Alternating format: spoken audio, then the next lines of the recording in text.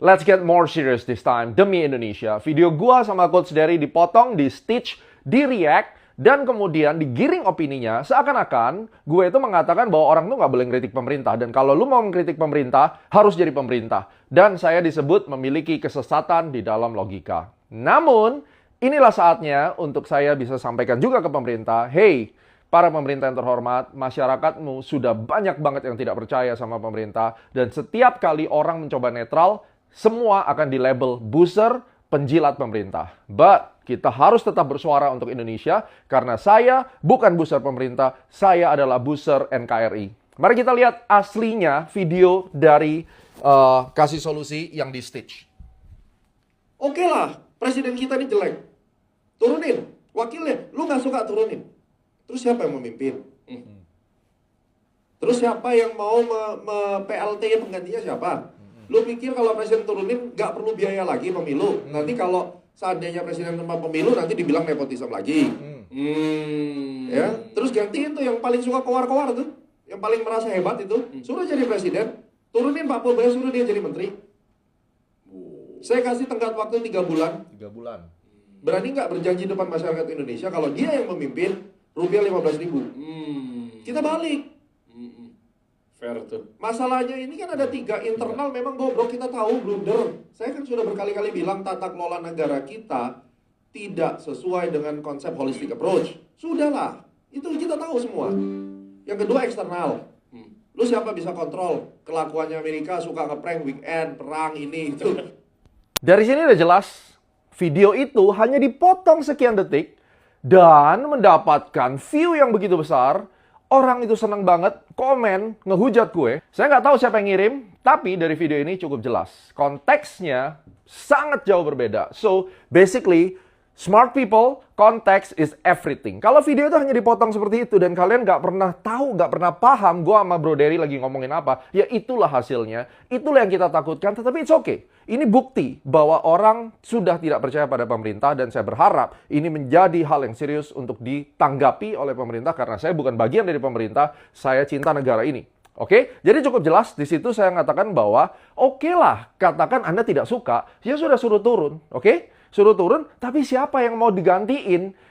Anda sadar nggak kalau presiden itu diturunkan sama wakilnya, Indonesia itu langsung kolaps, orang tarik semua uangnya. Dan Anda yang komen-komen di akun-akun para Instagramer yang mungkin motivasinya pansos, kalian langsung saat itu juga ekonomimu hancur, semuanya hancur. Apakah mau seperti itu? Ketika sebuah negara dikudeta presidennya, diturunin dan tidak ada pengganti, ya itu akan menjadi chaos. Semua orang akan tarik uangnya. Perhatikan itu. Nah sekarang, apakah Gema penjilat pemerintah? No. Kalian lihat, saya bukan penjilat pemerintah, tetapi saya defender NKRI. Karena ini negara saya, paspor saya hijau, dan saya dari kecil tinggal di Indonesia. 1, 2, 3, 4, 5, 6, 7. Sini semua adalah video yang isinya memberikan masukan buat pemerintah. Dan saya berterima kasih pada pemerintah, masukan-masukan ini banyak yang didengar. Market akhirnya bisa hijau, rupiah bisa menguat, oke?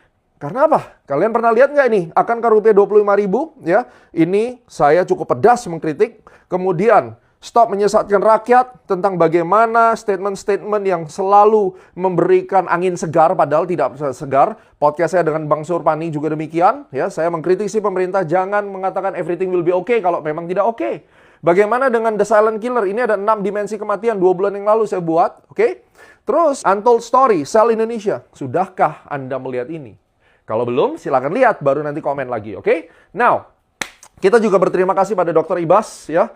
Dan ini merupakan event yang luar biasa, kita diundang ke MPR. Saya memberikan 5 kritik pedas buat pemerintah dan 10 kritik untuk IDX. Dan semuanya adalah konstruktif dengan solusi. Nah, sekarang ada yang bilang, saya menyerang personal orang tersebut, ya. Kenapa tidak beradu argumentasi saja? Ingat baik-baik, framing, penggiringan opini dengan mengaburkan konteks, videonya dipotong di bagian yang dia mau state saja, itu adalah perang terbuka. Dan terlebih, videonya 2 sekaligus. Salah satu videonya adalah ketika saya mengatakan, para pengamat yang selalu berpesta pora kalau market, kalau ekonomi lagi jelek, mereka berpesta pora. Ingat konten itu?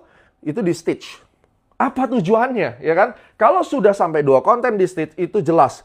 If you started, don't play victim, dan mengatur orang membalas dengan cara apa? It's become personal. Jadi, Kalau saya mau menyerang personal, is equal game and a fair game. Make sense? Oke? Now, perhatikan. Ini yang kita permasalahkan sekarang. Semua itu dimulai dari sini.